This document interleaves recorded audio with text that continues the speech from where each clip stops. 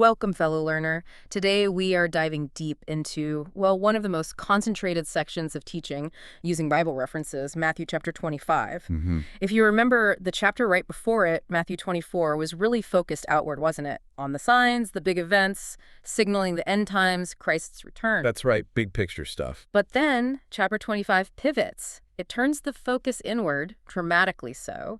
It stops being about watching the world and starts being about getting ourselves ready. Exactly. It's like Jesus gives us this practical handbook. How do we live faithfully during the long period between his first coming, his ascension, and his return? Right, the interim period. Yeah, the interim. And he uses this amazing trilogy of parables. They hit three, non-negotiable things for discipleship. Okay, what are they? So first, there's readiness, being alert for his return, which we don't know when it will be. Second, responsibility. What do we do with the gifts, the resources he gives us? Okay, readiness, responsibility. And third, relationship. What's the real measure of our connection with him? And he shows it seen in how we act. So our mission today really is to unpack those three, pull out the practical, the actionable stuff from these stories, the 10 virgins, the talents, and then that big judgment scene, the sheep and the goats. That's the plan. And we're sticking just to Matthew 25 itself, really digging into the text. Perfect. Let's start with the first one then, the parable of the 10 virgins, because it really does set the tone immediately. It's all about personal alertness, isn't it? Okay, so the story starts with something pretty familiar from that time, right? A wedding. But Jesus connects it straight away to the kingdom. Matthew 25, verse 1 kicks it off. Then the kingdom of heaven will be compared to 10 virgins who took their own lamps and went out to meet the bridegroom. Right, and that word then is doing some heavy lifting. Yes. Well, Jesus just finished laying out this whole timeline in chapter 24, the future events. Yeah. But then the kingdom will be compared, tells us this lesson, this parable, applies right at the moment the Son of Man actually returns. It's about the end of that waiting period. Gotcha. So the characters. We've got the 10 virgins, bridesmaids, basically, and the bridegroom. And you mentioned, we know from earlier in Matthew, Jesus identified himself as the bridegroom. Yes, back in Matthew 9:15. But what's really striking here is the focus isn't on the bride, or even primarily the bridegroom. It's squarely on the attendants, the ones waiting. They represent, those who claim to be followers, waiting for the king. And right away, verse 2 makes this crucial split, and 5 of them were foolish and 5 were wise. Now that 50-50 split, we need to be careful there. Careful how? Like not taking it literally. Exactly. It probably doesn't mean exactly half of everyone who says they follow Christ will make it and half won't. It's more likely a literary device. It just clearly shows that within the group that looks like it's waiting, there's a fundamental difference, a difference in, preparation. And that difference comes down to one thing: oil. Verse 3 says for when the foolish ones took their lamps, they did not take oil with them. Yeah, no reserves. It seems like a small detail, but it's everything. It shows a total lack of foresight. I mean, what good is a lamp if you haven't planned for how long it needs to burn? It's useless pretty quickly. Whereas the wise, verse 4, they showed real planning. But the wise ones took oil in the flasks along with their own lamps. They thought ahead. They figured, hey, this might take a while. They anticipated a delay. That's spiritual prudence right there. Yeah. They prepared for the unexpected wait. Okay, let's dig into this oil thing, because it feels like the absolute hinge of the parable. People always try to pin down symbols, right? Yeah. So is the oil the Holy Spirit? Is it like good deeds? What exactly is it, and why is it so critical? That's a really common question, and honestly a tough interpretive point. If you say the oil is the Holy Spirit, well, that suggests the foolish never really had saving faith to begin with. But then why are they even in the group waiting? Right. And if you say it's good works, that gets tricky with salvation by grace. Right. And the analysis we're looking at points out that assigning one specific symbol actually makes the parable fall apart later. When? Specifically when the wise tell the foolish to go buy oil. Yeah. You can't buy the Holy Spirit. You can't buy salvation through works. So nailing it down to one thing causes problems. Okay. So if it's not one specific thing, what's the better way to think about it? The emphasis seems to be less on what the oil is, symbolically, and more on what the oil does. It enables sustained light. It represents that internal personal readiness, that reservoir of spiritual life, maybe discipline, maybe relationship, that you build up yourself, and that gets you through the long haul, the unexpected delay. Crucially, it's something you can't just get from someone else at the last minute. Oh, okay. That makes sense. It's about the result, sustained readiness, not necessarily the ingredient. And that leads right into the delay itself, verse 5. And when the bridegroom was delayed, they all became drowsy and began to sleep. And that delay is so important. It signifies this long stretch, centuries maybe, between Jesus leaving and his return. But here's a key detail the analysis highlights. Sleeping wasn't the sin. Oh, because they all slept. Exactly. Wise and foolish alike. Yeah. The bridegroom was gone a long time, longer than expected, getting drowsy, falling asleep. That's just human. The failure wasn't dozing off. It was the lack of preparation for that long wait, the lack of oil. So it wasn't the nap. It was the fact that their spiritual lamp didn't have the fuel to last through the night through that delay. Okay. And then bang, the alarm. Middle of the night, verse 6. But in the middle of the night, there was a shout, "Behold the bridegroom, come out to meet him." Sudden. Urgent. No more waiting. And verse 7 shows everyone scrambling. Then all the virgins arose and trimmed their own lamps, cleaning them, getting them ready to burn bright. But that's when the foolish realize. Uh-oh. Yeah, the panic sets in. Verse 8 captures it. And the foolish one said to the wise ones, "Give to us some of your oil, for our lamps are going out." Their light, their outward show, it's fading fast. And this is where that personal responsibility really hits home. The response from the wise in verse 9. It sounds harsh, doesn't it? But the wise ones answered and said, "No, there would by no means be enough for you and us. Go instead to the ones selling and buy for yourselves." It does sound a bit selfish on the surface, like too bad for you. Is Jesus actually saying that's okay, or is there something deeper going on in that refusal? It's definitely symbolic of something deeper, something non-transferable. They aren't really being mean or hoarding. They're stating a spiritual reality. Think about it. If they had shared their limited supply, everyone's lamp might have gone out before the feast. Ah, okay, so sharing would have been pointless anyway. Right. You just can't lend or borrow personal faith or spiritual readiness or that deep relationship with God when the moment of truth arrives. Scripture backs this up, like in Psalm 49.7. No man can by any means redeem his brother or give to God a ransom for him. It's yours alone. Wow, okay. So their attempt to go buy oil fails because of the timing. Verse 10 is brutal.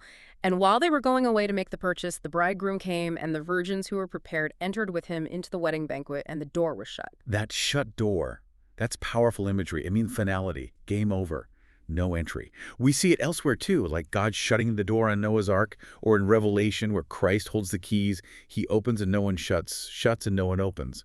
Once that door is shut, it's shut. And the foolish virgins arrived too late, their plea in verse 11. And later the remaining virgins also came, saying, Sir, open it up for us. But it's denied. And the final words from the bridegroom in verse 12 are just chilling. Yeah. They echo that other warning in Matthew 7. But he answered and said, "Truly, I say to you, I do not know you." And I do not know you. That's more than just I haven't met you, isn't it? Oh, much more. In the Bible, to know often implies relationship, covenant, intimacy. So this is a statement of covenantal rejection.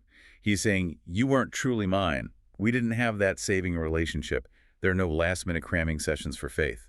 So boiling this first parable down, what are the big takeaways? Well, Jesus gives it himself in verse 13. Therefore be watching, because you do not know neither the day or the hour. It's a call for constant spiritual alertness. Be ready for a delay, but live as if he could return any second. That readiness is internal. It's personal. You can't fake it or borrow it. And it really hammers home that individual responsibility. You can't rely on your family's faith or your spouse's or your friends. It has to be your own oil, so to speak. Okay, so from that need for internal readiness, Jesus just flows right into the second parable. And the focus shifts, you see. It moves from sort of passive waiting and being prepared like the virgins to active management, stewardship, using what you've been given. So from vigilance to activity. Exactly. Verse 14 sets it up. For it is like a man about to go on a journey who called his own slaves and entrusted his possessions to them. Okay, same pattern. The master going away represents Christ's absence during this interim period. And the slaves are given something to manage. Possessions. Right. And look how they're distributed in verse 15. And to one he gave 5 talents, to another 2, and to another 1 to each, according to his own ability, and he went on his journey. Now, we got to pause on talent. This isn't like, being good at singing. No, it's money, right? But like a lot of money. A huge amount. A talent was a unit of weight, usually silver. And scholars estimate 1 talent was worth something like 15 years of wages for an average worker back then. 15 years, whoa. So the guy with 5 talents, he was holding the equivalent of, what, 75 years of wages? That's not just trusting someone with petty cash. That's an enormous fortune. Enormous. It shows incredible trust from the master. And notice the amounts are different, 5, 2, 1. This tells us the parable probably isn't about the gospel message itself, because that's the same for everyone. It's more likely about the different gifts, abilities, opportunities, resources God gives each of us individually, tailored to each according to his own ability. Ah, so the expectation isn't necessarily equal results, but equal faithfulness with whatever you were given. Precisely. And the first two slaves get it. They immediately get to work. Verse 16, immediately the one who had received the 5 talents went out and worked with them and gained another 5, doubled it. And the second one too, verse 17 says, so also the one with the 2 talents gained another 2. Same result, proportionally. They used what they had effectively. They aimed for growth, increase, not just holding on to it. But then there's the third slave, and his approach is completely different. This is the core warning here, verse 18. But the man who had received the 1 talent went away, dug into the ground, and hid the master's money. He plays it safe, super safe. Risk avoidance is his priority. Total risk avoidance. He preserved the capital. The money itself was still there, technically, but he completely failed in his actual job, which was to increase the master's investment to further the master's interests. And just like with the virgins, after that long time, the reckoning comes. Verse 19, now after a long time, the master of the slaves returned and settled the accounts with them. Judgment time. Let's see how you did. So the first 2 report their gains. 5 becomes 10, 2 becomes 4. And listen to the master's response. It's identical for both. Verse 21, for the 5-talent guy. Well done, good and faithful slave. You are faithful over a few things. I will put you charge over many things. Enter into the joy of your master. And verse 23 gives the exact same praise to the 2-talent slave. This is huge. Why huge? Because the master doesn't praise the amount of profit. He don't say, wow, 5's way better than 2. He praises the faithfulness. Both were equally faithful. Both doubled what they started with. Well, it's not about how much you start with. It's about what you do with it, your dedication. Exactly. And the reward, more responsibility, and getting to share in the master's own joy. That's profound. Okay, but then the mood shifts hard with the third slave. He comes forward, but he doesn't have any profit. Instead, he has an excuse. And it's an excuse based on fear, but he tries to spin it as blaming the master. Verses 24 and 25. Master, I knew that you were a harsh man, harvesting where you had not sown, and gathering where you did not scatter seed. And because I was afraid, I went away and hid your talent in the ground.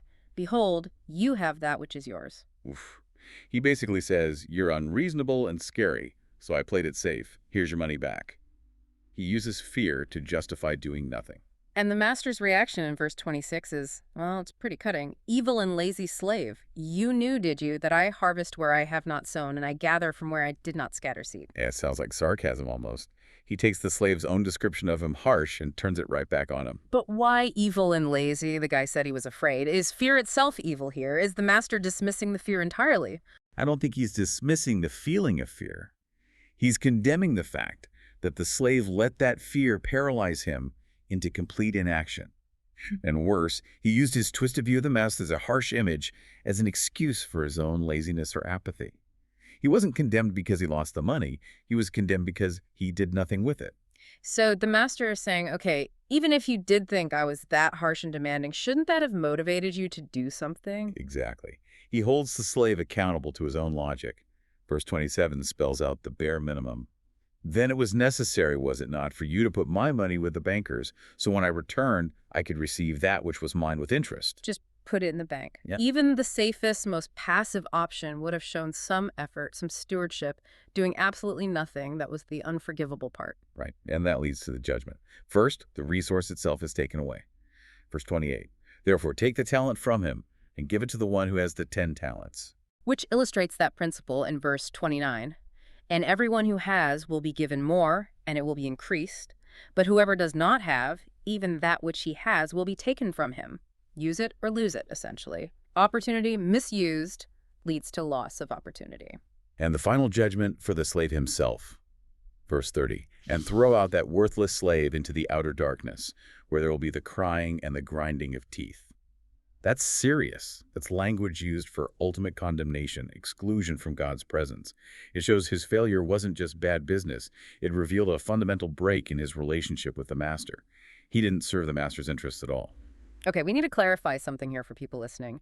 We often talk about judgment for believers being about rewards, not condemnation, right? Like the judgment seat of Christ. But this sounds like condemnation. How does that fit? That's a really important distinction. You're right, Romans 8:1 says there's no condemnation for those who are in Christ Jesus. That's foundational. But this parable acts as, well, a severe warning. It suggests that a complete failure to use what God gives you, this kind of utter worthlessness in service, might actually be a symptom that there wasn't a genuine relationship with the master in the first place. So the inaction reveals the lack of real connection. Perhaps. Look at how the slave described the master harsh. Does that sound like someone who knows and loves the master? Probably not.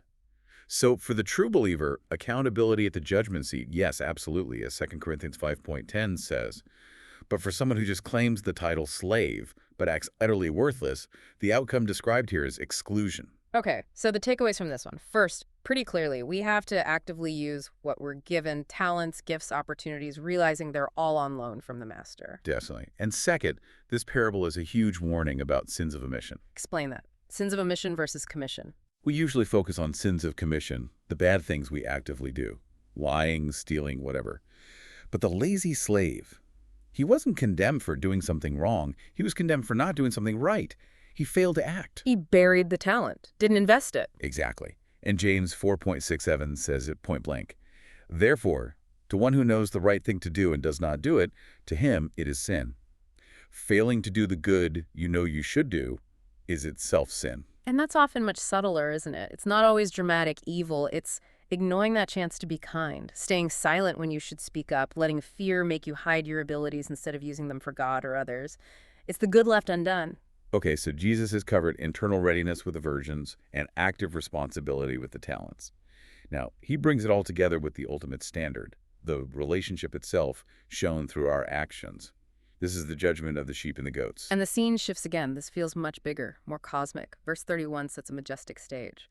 But when the Son of Man comes in his glory and all his angels with him, then he will sit upon his glorious throne. This is it. The final public judgment when Christ returns in full glory. All the nations are gathered. And he immediately starts solding, using that shepherd analogy, verse 32.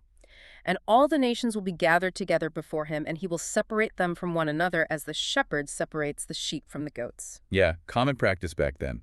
Sheep and goats might graze together, but they were often separated at night. Here, the separation is eternal. Verse 33, and he will place the sheep on his right and the goats on his left. Right hand place of honor, blessing. Left hand judgment. He speaks to the sheep first, on his right. Verse 34 is an invitation. Come, those blessed by my Father, inherit the kingdom which was prepared for you from the foundation of the world. Beautiful invitation. And notice, the kingdom was prepared for them way back from the foundation of the world. God's sovereign plan. But then, the king immediately points to the evidence of why they belong there. 6 specific acts of service. Verses 35 and 36. For I was hungry, and you gave me something to eat, and I was thirsty, and you gave me something to drink. I was a stranger, and you took me in, and I was naked, and you clothed me. I was sick, and you visited me. I was in prison, and you came to me. Basic human kindness, meeting fundamental needs. But what's really striking is the reaction of the sheep. They seem genuinely confused.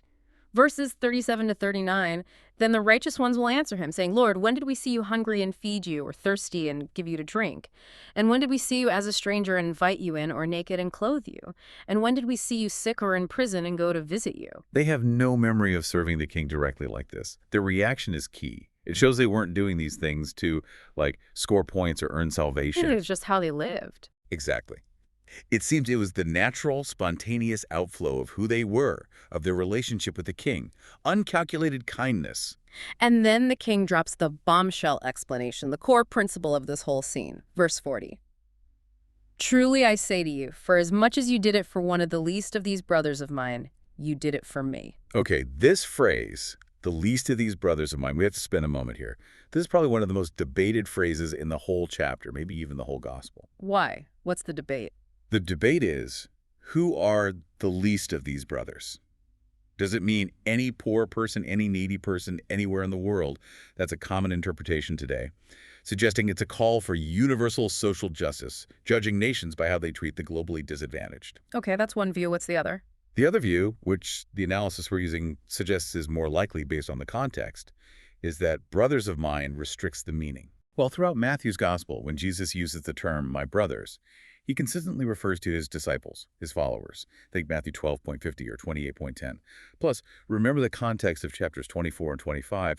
It's largely about the experiences of his followers, his messengers, during this interim period facing persecution, hardship.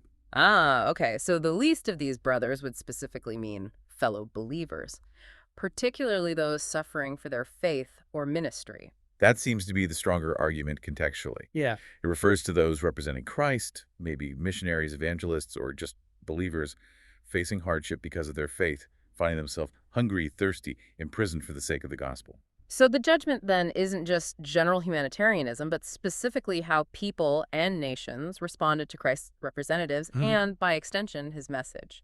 Treatment of his family showed their stance towards him. Precisely.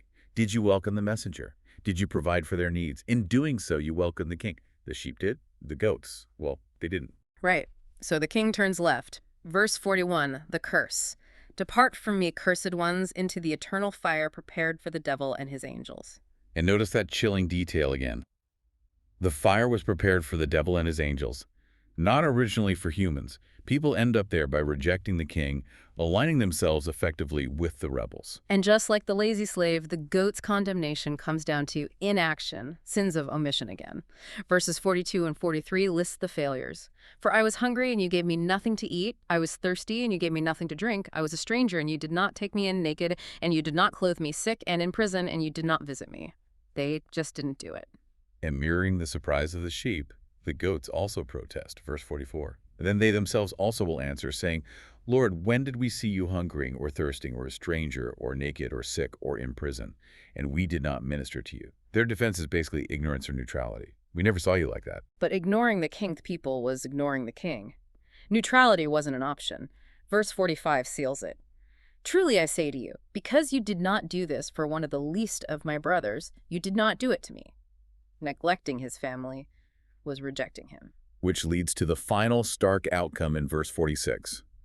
Then they will go away to everlasting punishment, but the righteous to everlasting life. And that word everlasting, aionios in the Greek, it's the same word used for both destinies, isn't it? Identical. It stresses the permanent, unending nature of both the punishment and the life. No middle ground, no temporary stakes. So bringing it back to faith and works, these acts of service for the sheep, they aren't earning their salvation, are they? It's more like the visible proof, the evidence that their faith was real. Exactly. It's the fruit that proves the tree is live. Yeah. It connects perfectly with what James wrote, faith without works, without that practical outflow, is dead, it's useless, it doesn't save. So the final practical takeaway here is pretty powerful. Service is the proof. Real faith shows itself. It acts. It loves practically, especially towards other believers, the king's family. So when you pull back and look at Matthew 25 as a whole, it's this brilliant tapestry. Jesus weaves together these three absolutely vital threads for living as his follower in this time before he returns. Readiness, responsibility, relationship. Right. Readiness from the virgins. Yeah. That demands personal, internal preparation. You got to have your own oil. Be vigilant. Yeah. Responsibility from the talents. That demands active faithfulness. Use what you've been given. Don't bury it out of fear. Take risks for the master's interests. And relationship from the sheep and goats. That relationship is ultimately proven, demonstrated by how we treat others, especially the least of these brothers, his representatives, his family. It's shown an act of love and service. All three parables really are hitting hard against just sitting back, against spiritual laziness, playing it safe, and just feeling to act. Yeah, that theme of passivity being condemned is striking, isn't it? The foolish virgins failed because they weren't actively prepared. The lazy slave failed because fear made him inactive, burying the talent. And the goats failed because of their apathy, their failure to do the good they saw needed doing. Sins of omission haunt all three stories. So if real faithfulness means this kind of constant readiness, this active stewardship, this practical love, maybe the question for you listening, thinking about that parable of the talents where gifts were given according to your own ability, maybe the question is this: what specific gift or opportunity or resource or ability has God uniquely given you that maybe, just maybe, you're currently minimizing or ignoring, or maybe even burying out of fear like that third slave? What potential acts of omission, things you know deep down you could or should be doing, might actually be hindering your readiness and your service for the king right now? Something to really think about.